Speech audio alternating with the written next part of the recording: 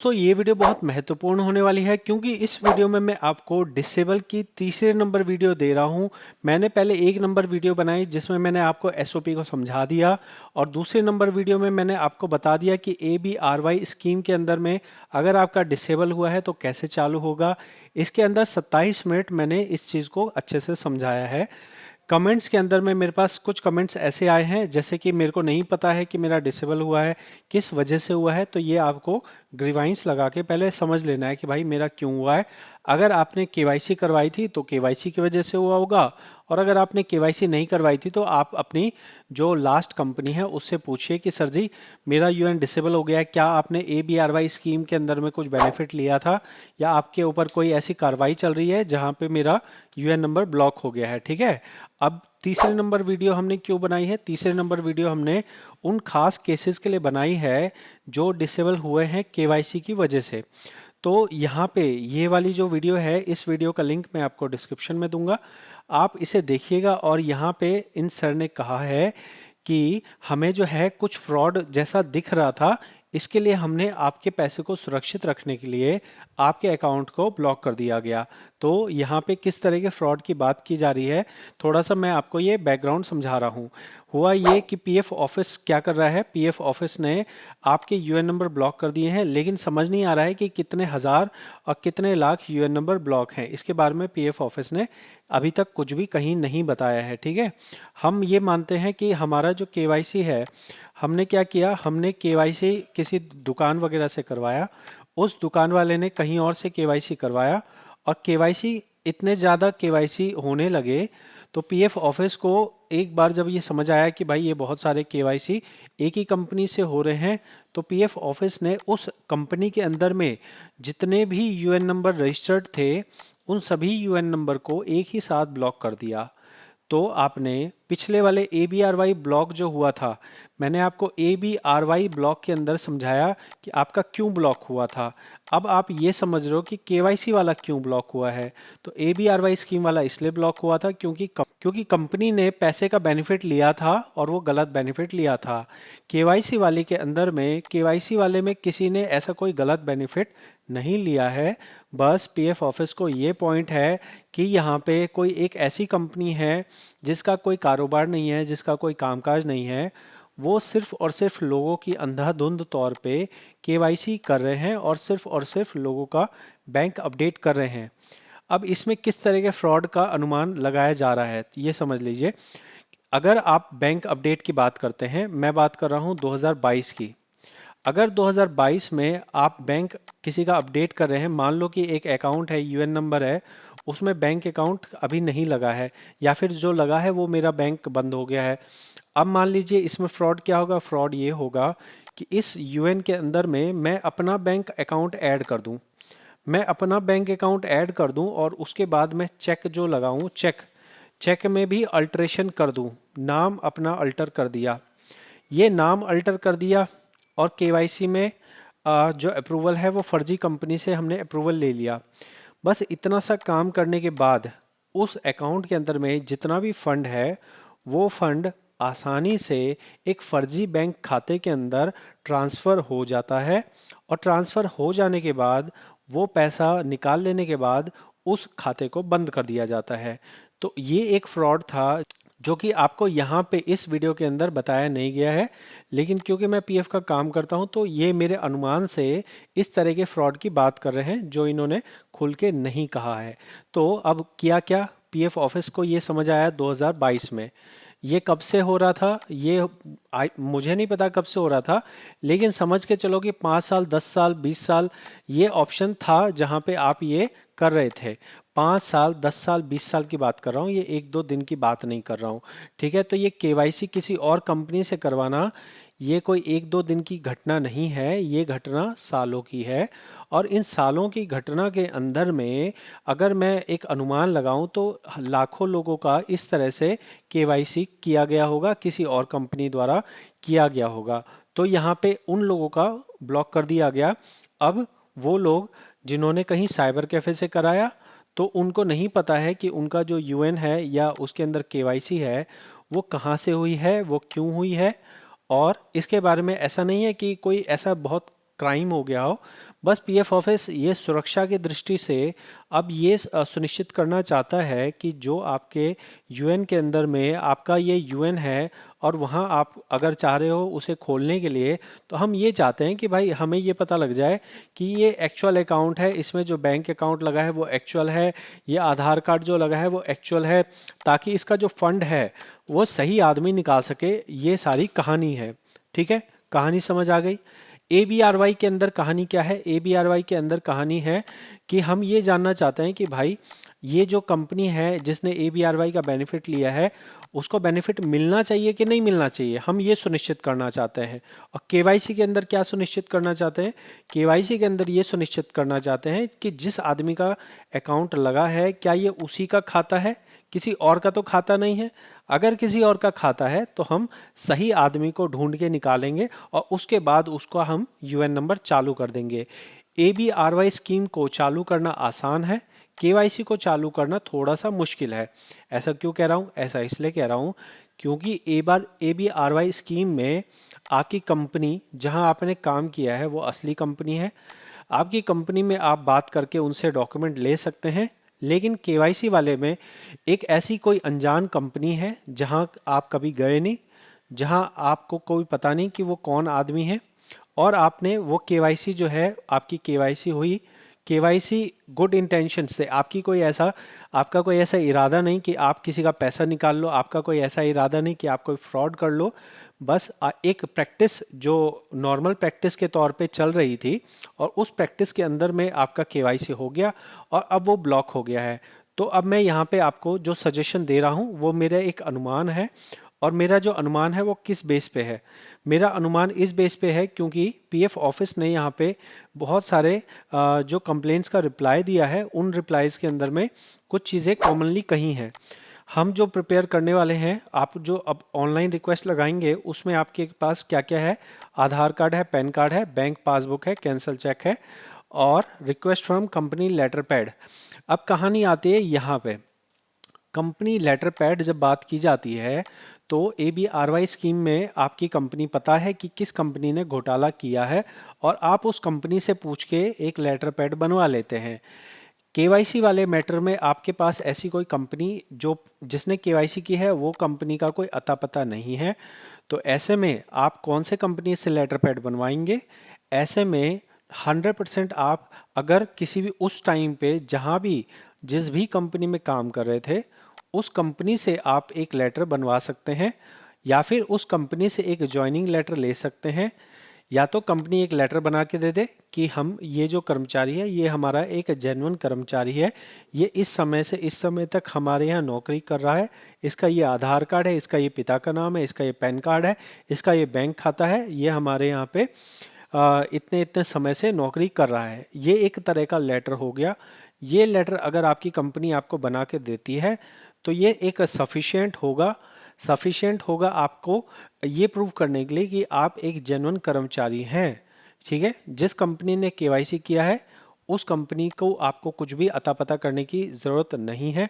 आपको जिस कंपनी में आप काम कर रहे थे उस समय पे, या अगर आप वर्तमान में किसी कंपनी में काम कर रहे हैं, आपको ये वाला जो लेटर और ये वाला जो फॉर्मेट मैं आपको बता रहा हूँ ये आपको करंट कंपनी से बनवाना है। ठीक है, with signature of both for UN activation. मतलब यूएन एक्टिवेशन की बात उस लेटर पे लिखी हो ना लिखी हो वो कोई इशू नहीं है।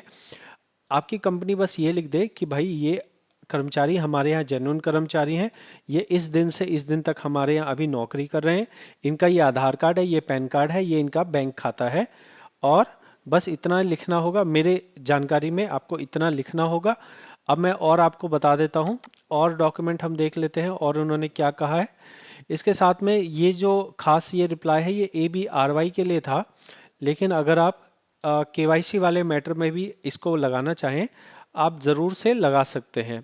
यहाँ पे form number 5, form number 10, form number 11, PAN card, Aadhaar card, और यहाँ यूएन नंबर और बैंक डिटेल, ये सब चीज़ें आपसे कही जा रही हैं।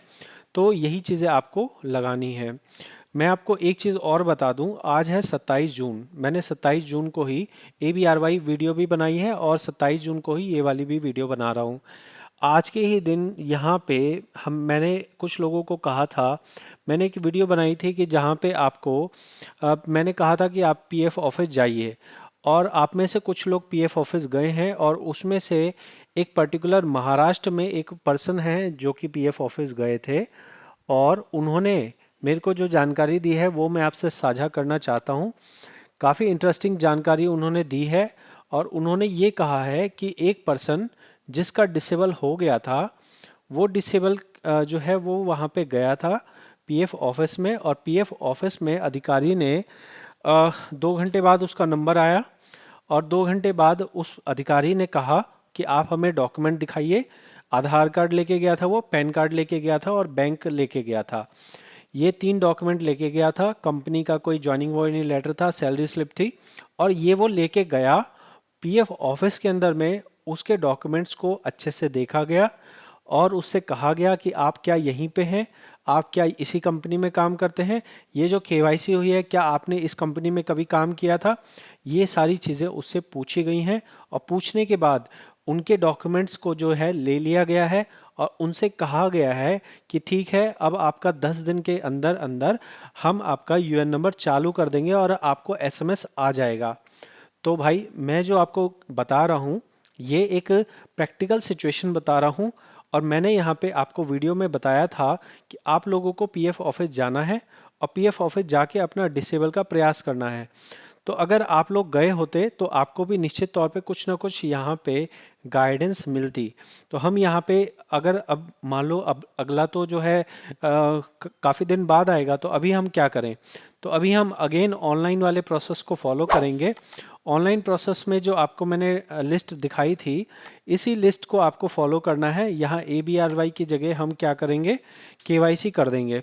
केवाईसी करने पे आपको यहाँ पे जो भी डॉक्यूमेंट नज़र आ रहे हैं, यही सारे डॉक्यूमेंट आपको इकट्ठे करने हैं। आधार कार्ड, पैन कार्ड, बैंक। देखो बैंक बहुत ज़रूरी है, जिसमें आपकी सैलरी आती है वो बैंक बहुत ज़रूरी है। वही बैंक आपको अपना एंट्री करा लेना पासबुक में, पासबुक में एंट्री करा के लेके जाना।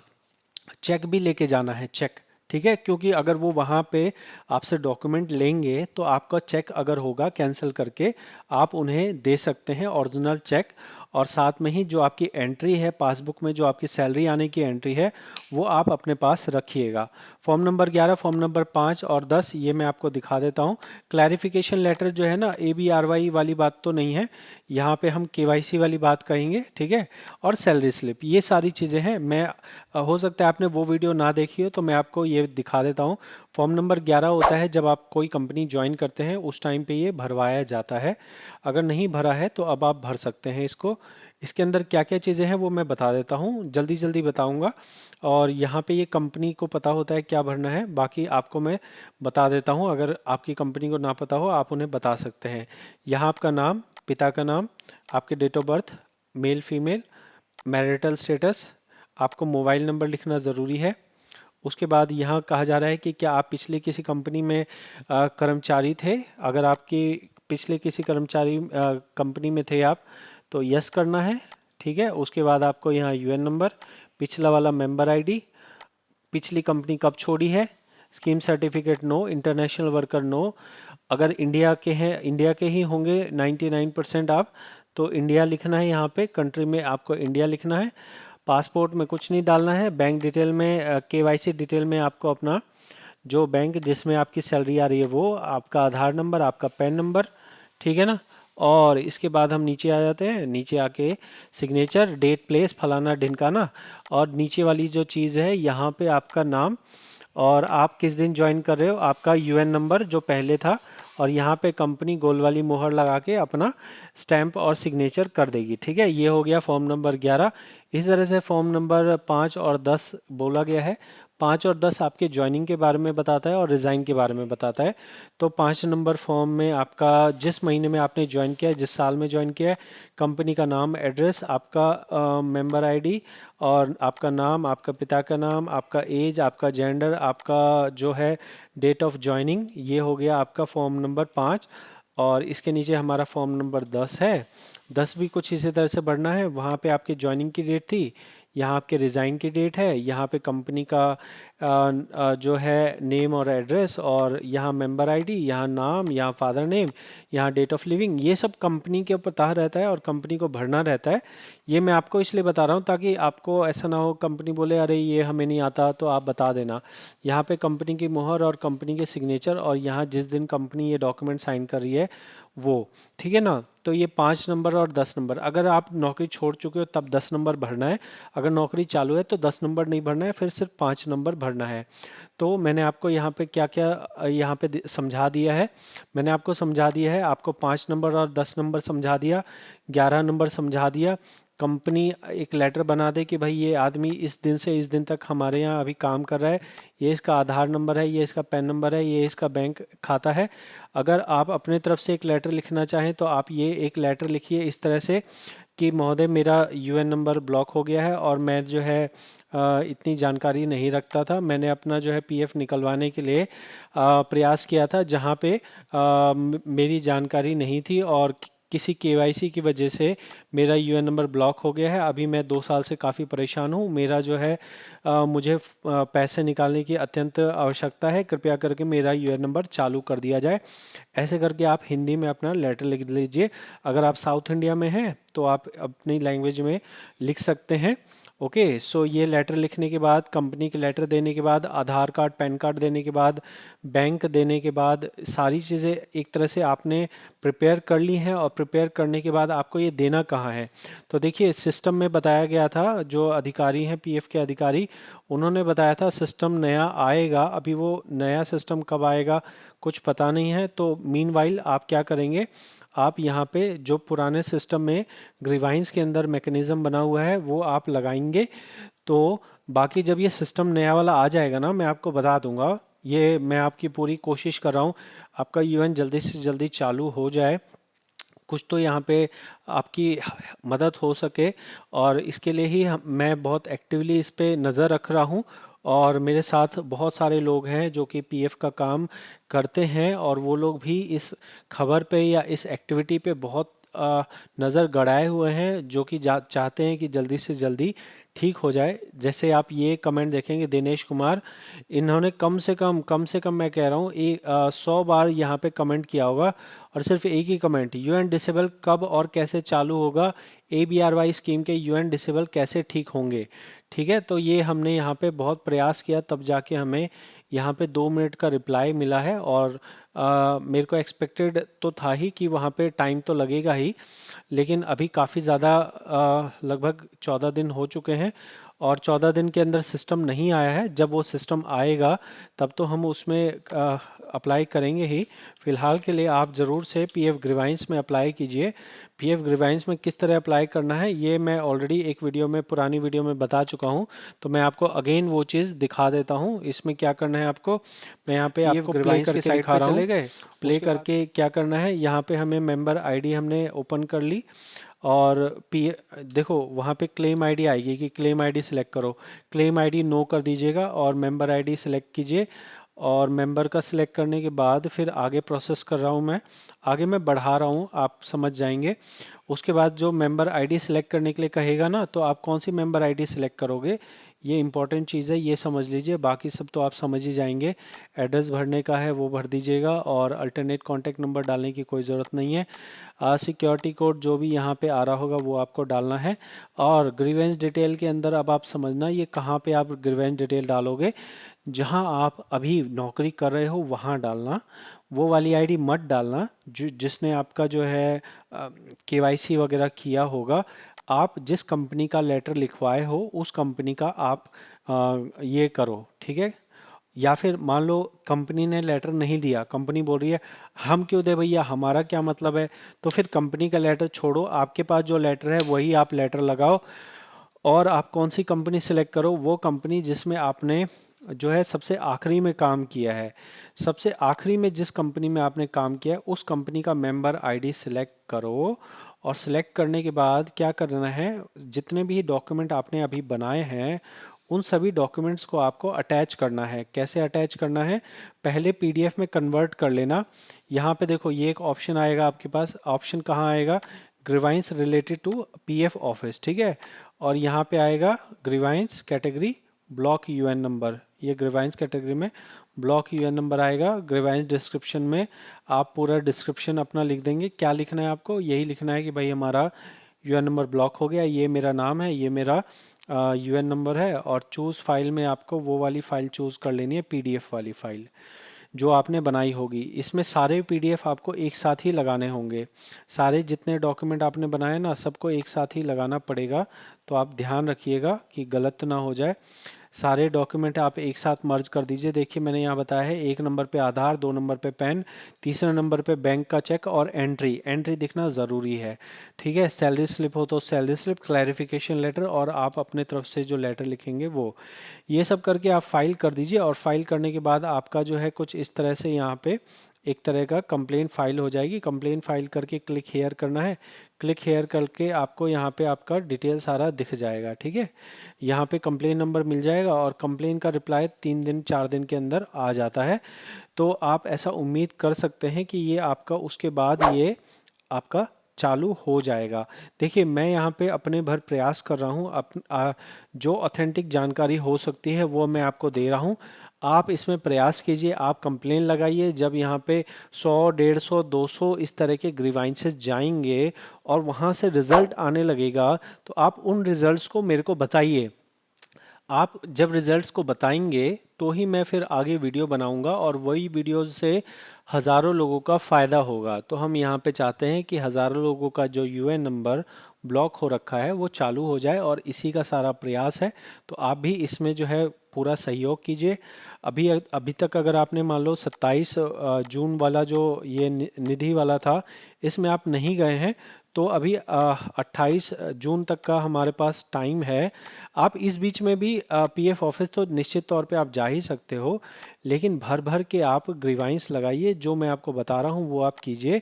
और ताकि जो है एक स्ट्रीमलाइन एक कोई तरीका निकले, और एक तरीका निकाल के उसके बाद अगर हमें मान लो कि आप समझो कि हमें एक जगह जाना है, कोई सड़क नहीं है, ठीक है ना। तो पहली बार क्या होता है, पहली बार जाने में टाइम लगता है, लेकिन जैसे ही एक बार सड़क बन गई तो फिर तो भैया आना जाना आना जाना आना जाना लगा रहता है, ठीक है। तो हम यही चाहते हैं कि एक बार एक स्ट्रॉन्ग तरीका, एक स्ट्रॉन्ग रास्ता, एक स्ट्रॉन्ग मैकेनिज्म बन जाए, ताकि एक बार प्रूव हो गया कि हाँ हमने ये कंप्लेन लगाई और इसका हो गया, उसके बाद तो एक बार एक जने का हो गया, फिर हम हज़ारों लोगों का एक साथ में भी कंप्लेन या जो है इस तरह से रिक्वेस्ट रेज कर पाएंगे। अगर आपको मेरी ये कोशिश अच्छी लगी है तो आप ज़रूर बताएं कि इस वीडियो को आप 10 में से कितने नंबर देंगे, मैं आपसे जानना चाहता हूं। और मेरे बात यकीन मानिएगा, मैं बिल्कुल ऐसा नहीं चाहता हूं कि कोई वीडियो बहुत लंबी बन जाए।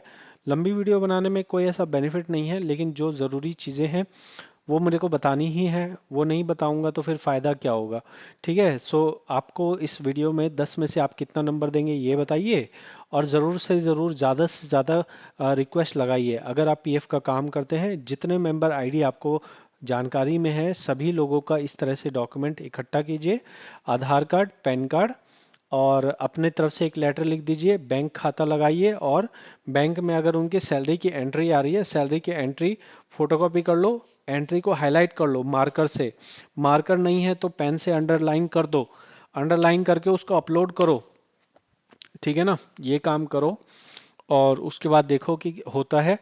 अगर होता है तो बताइएगा। मिलेंगे अगली वीडियो में। बहुत बहुत धन्यवाद।